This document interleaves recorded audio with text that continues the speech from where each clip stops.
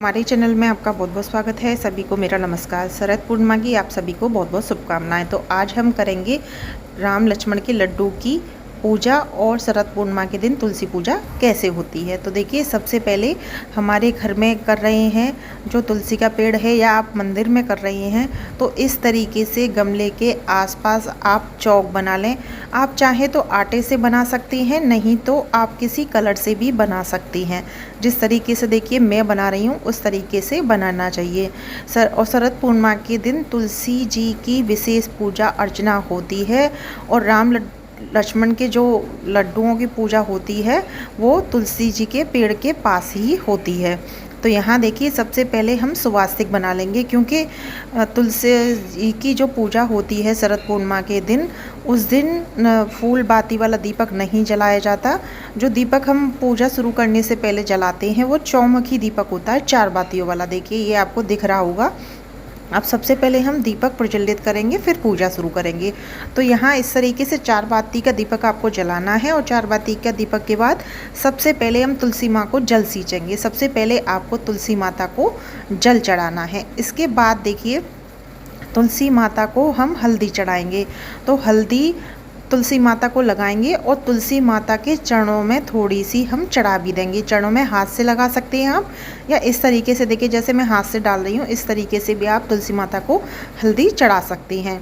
इसके बाद देखिए, तुलसी माता का श्रृंगार होता है शरद पूर्णिमा के दिन, क्योंकि इस दिन से कार्तिक का महीना भी लग जाता है। क्योंकि यहाँ पर अब हम थोड़ा सा महावर तुलसी माता को लगा देंगे, और थोड़ा सा देखिए इस तरीके से महावर हम चरणों में अच्छे से चढ़ा देंगे। महावर लगाने के बाद आप तुलसी माता को 16 श्रृंगार चढ़ा सकती हैं, क्योंकि आज के दिन तुलसी माता का श्रृंगार होता है, तो श्रृंगार आप कर सकती हैं।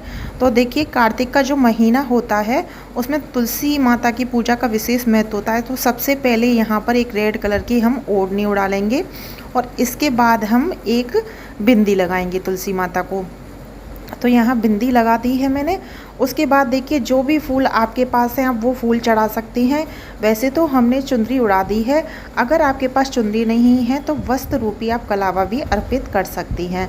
तो इस तरीके से हम देखिए, श्रृंगार में हम सारी चीज़ें रख तो रही हैं, लेकिन तुलसी माता जो होती हैं उनको श्रृंगार में केवल वही चीज़ जो मैं दिखा रही हूँ, केवल हमें वही चीज़ लगानी है। तो यहाँ हम फूल चढ़ा देंगे। इसके बाद एक रोली का टीका लगा देंगे, और थोड़े से हम अक्षत चढ़ा देंगे।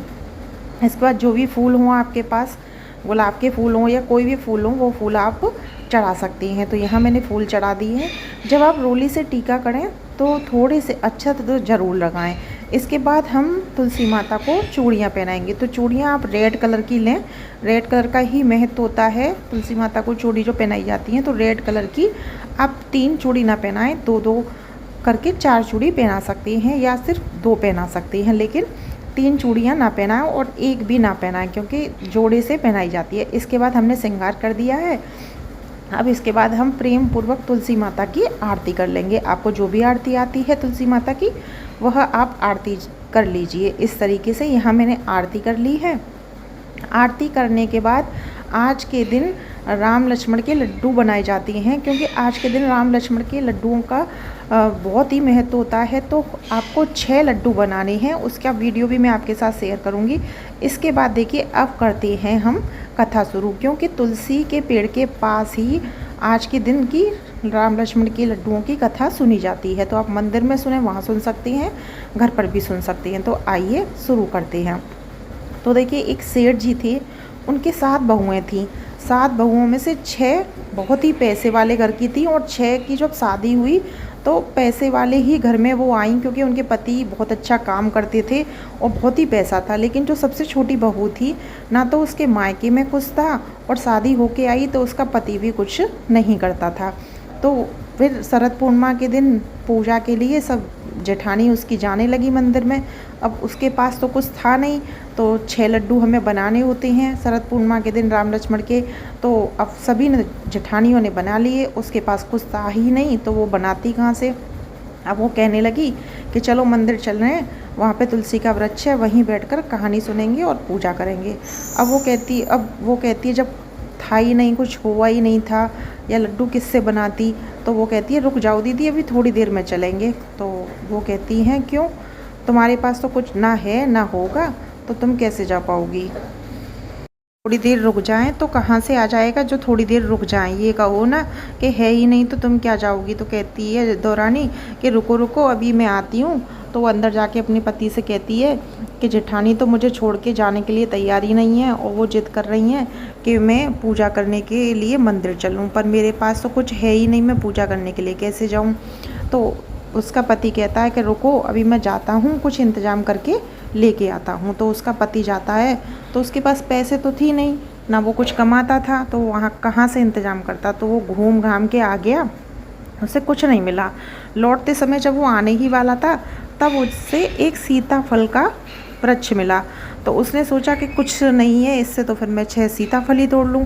तो उसने 6 सीताफल तोड़ लिए और घर लाके अपनी पत्नी को दे दिए कि मुझे तो बस यही मिले हैं, यही से तुम पूजा कर लो। तो उसकी पत्नी एक प्लेट में अब सोचती है अब कुछ नहीं है, नहीं जाऊंगी तो मजाक बनेगा, तो मुझे ये 6 सीताफल रख लेती है और केले के पत्ते से उनको ढक लेती है और जाती है कि चलो दीदी अब मंदिर चलते हैं। तो सारी जेठानी देखती है ये कहाँ से ले आई, पर फिर भी मंदिर चले जाते हैं। तो सारी जेठानी उससे कहती हैं कि तू ही कहानी कहेगी, तुझे आती है तू ही कह और तू ही पहले पूजा कर। तो दौरानी सभी को कहानी सुनाती है, पूजा करती है। तो फिर जब सब कहानी सुनते हैं तो जेठानी कहने लगती हैं कि चलो सब भोग लगाओ भोग लगाओ। तो कहते हैं तूने कहानी कही है तो पहले तू ही भोग लगाएगी। अब वो सोचती है कि मैं केले के पत्ते हटाऊंगी तो लड्डू तो मेरे पास है नहीं, सीताफल है और सीताफल देख के ये सब मेरा मजाक बनाएंगी। तो वो कहती है दीदी नहीं आप पहले आप ही भोग लगा लो। तो वो कहती है नहीं नहीं तूने कहानी कही है तो तू ही भोग लगाएगी। तो जेठानी क्या करती हैं, उसका पत्ता हटा देती हैं, और जैसे ही उसका पत्ता वो हटाती हैं तो जो सीताफल उसके पति ने ला के दिए थे वो सोने के लड्डू बन जाते हैं। राम लक्ष्मण जी की कृपा से सोने के लड्डू बन जाते हैं। तभी उसकी जेठानी कहने लगती हैं कहाँ से चुरा के लाई है, तेरे पास तो कुछ था ही नहीं, अभी सोने के लड्डू कहाँ से चुरा लाई जो इतने चमक रहे हैं। तो वो कहती है कि नहीं मैं तो कहीं से नहीं चुरा के लाई, मैं तो सीताफल लाई थी, और सीताफल लड्डू भी नहीं थे मेरे पास, तो सीताफल कैसे ये सोने के लड्डू बन गए ये तो मुझे भी नहीं पता। तो जेठानी कहती हैं सच सच बता, के सच बता रही हूँ, मैंने तो सीताफल रखे थे, आप खुद ही सोचो मेरे पास सोने के लड्डू कहाँ से आ जाएंगे। तो सारी जेठानी सोचने लगती हैं कि हाँ इसके पास तो लड्डू कहीं से नहीं आएंगे, तो ये तो सच कह रही है। तो कहती है ये तो मेरे राम लक्ष्मण जाने या मेरे भगवान जाने या तुलसी माता जाने कि ये लड्डू कहाँ से आई, ये तो भगवान की कृपा है। तभी जेठानी कहती हैं कि पूजा जो होती है वो भाव से होती है, भगवान उसी की पूजा स्वीकार करते हैं जो सच्चे भाव से करता है। इसके पास कुछ नहीं था, फिर भी ठाकुर जी ने इसकी लाज बचाने के लिए सीताफल को सोने के लड्डू बना दिए। तो जेठानी सारी उससे माफ़ी मांगती हैं कि हमसे गलती हो गई, हमें ऐसा नहीं करना चाहिए। तो जैसे उसकी दौरानी की लाज रखी राम लक्ष्मण जी ने, वैसे ही सभी की लाज रखना। इस तरीके से यहाँ पर राम लक्ष्मण के लड्डुओं की कथा समाप्त होती है। तो देखिए जब भी मैंने अभी आपने वीडियो में देखा होगा कि जब मैंने कथा शुरू की थी तो हाथ में एक फूल ले लिया था। अगर आपके पास फूल है तो आप फूल ले लें, और फूल नहीं है तो आप चावल लेकर ही इस कथा को सुनें, क्योंकि खाली हाथ हम कथा नहीं सुनते हैं। उसके बाद कथा समाप्त होने के बाद आपने फूल लिया है या चावल, तो वो आप तुलसी माता को अर्पित कर दें। इस तरीके से हमारी तुलसी माता की पूजा और राम लक्ष्मण के लड्डू की कथा समाप्त होती है। वीडियो कैसी लगी कमेंट बॉक्स में ज़रूर बताएं, और वीडियो पसंद आई हो तो चैनल को सब्सक्राइब करें, क्योंकि इस तरीके के वीडियो मैं शेयर करती रहती हूँ। शरद पूर्णिमा की आप सभी को बहुत बहुत शुभकामनाएं।